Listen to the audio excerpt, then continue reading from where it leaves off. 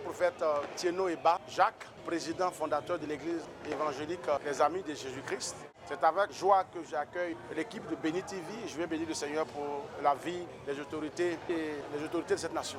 Le programme que nous avions maintenant là, c'est un programme voulu du Seigneur parlant du réveillon du 31 décembre 2022 qui nous conduit en 2023. La porte de 2022 se ferme et la porte de 2023 s'ouvre, nous trouver dans la présence du Seigneur. On finit le dernier jour de 2022 et puis on rentre dans le premier jour de 2023. Et cela se fait dans la présence du Seigneur. C'est pourquoi le Seigneur a bien voulu qu'on soit présent. Et je vais bénir le Seigneur pour ces enfants qui sont venus très nombreux et venant de partout pour qu'ensemble nous puissions entrer en 2023 avec le Seigneur Jésus-Christ parce qu'il n'est pas conseillé de rentrer seul sans le Seigneur. Le bilan est très positif. Le Seigneur a été avec nous en 2022 et nous a accompagnés et il continue de nous conduire en 2023. Et le thème, nous l'avons dit, l'on pense que souvent la richesse nous éloigne de la maison de Dieu. Quelquefois on le dit, quand on est riche, on fuit la maison de Dieu ou bien quand on est riche, on ne peut plus aller à l'église. En réalité, la richesse nous conduit à servir Dieu. Il faut dominer sur ce que nous avons et ne pas se laisser dominer par la richesse que Dieu nous a donnée.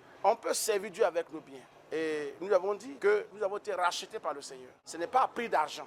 Donc si nous avons été rachetés, alors il va falloir servir Dieu, lui dire merci de nous avoir rachetés pour le royaume, mais lui dire que nous sommes reconnaissants et que tout ce qui nous donnera de posséder, d'avoir, cela va nous permettre de servir le Seigneur avec cela. Et donc il ne faut pas être racheté et puis oublier la raison pour laquelle on est racheté.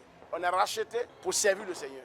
Mes meilleurs vœux d'abord à toute la nation, aux autorités de cette nation, parlant du président, son excellence, le président Alassane Ouattara et son gouvernement. Je souhaite vraiment la santé de faire, que Dieu les assiste dans cette année 2023 et ainsi que les grandes institutions du pays, que Dieu veille également sur leur vie et les autorités militaires qui nous gardent tout le temps. Bénissons le Seigneur pour leur vie parce qu'ils sont souvent au service et leur famille est quelquefois livrée à eux-mêmes. Que le Seigneur les assiste et c'est un vœu de santé, un vœu de bonheur, un vœu de paix et de prospérité pour toute la nation. Et bénissant le Seigneur du fait que sa main sera toujours en marche, présentant tous les hommes et femmes que Dieu a confié un rôle authentique afin de conduire le pays à bon port. Nous bénissons le Seigneur pour leur vie et bénissons le Seigneur pour toutes les autorités du pays au nom de Jésus. Amen.